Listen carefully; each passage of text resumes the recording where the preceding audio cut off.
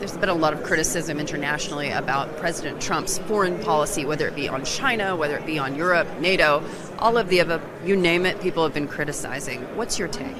Even when you look at the Trump policies, it's the to-do list, if you will, of the Trump administration.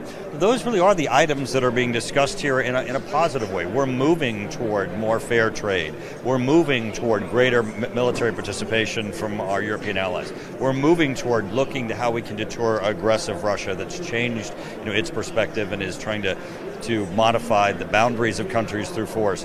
We're beginning to look at how do we jointly counter the issues of China and unfair trade practices. These are all important items, and that's what the agenda is. When you take a step back and look at what's happening domestically in the United States, there's been so much criticism of the president when it comes to Russia, that he's been too close to President Putin, for example. Where do you see that headed? Because you've advocated for the Mueller report to be released. Yes, well, if you look here at this conference, most of the strength of the Trump administration's countering Russian aggression is on display. Certainly, the president has made efforts to arm the Ukrainians to help them in their defense against Russian aggression, move to increase sanctions against Russia, move to increase almost double the amount of European Reassurance Initiative dollars, and moved U.S. troops forward placed in Europe. We now have additional troops that are in Poland, in addition to equipment that has been moved here.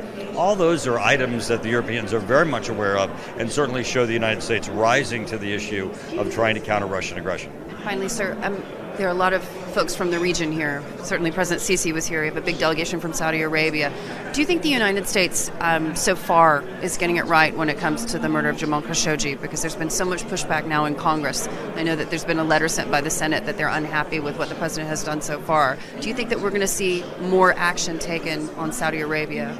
Well, I think there's certainly grave concerns with respect to Saudi Arabia, what occurred in Turkey, how we address these issues. Even when we have disputes with our allies and our friends, there are certainly still basic American values that we need to make certain are advanced. And those certainly are very difficult conversations, but they're ones that go to the heart of really who America is, and those ones that are certainly on display here. And you're having those conversations with your counterparts? Absolutely.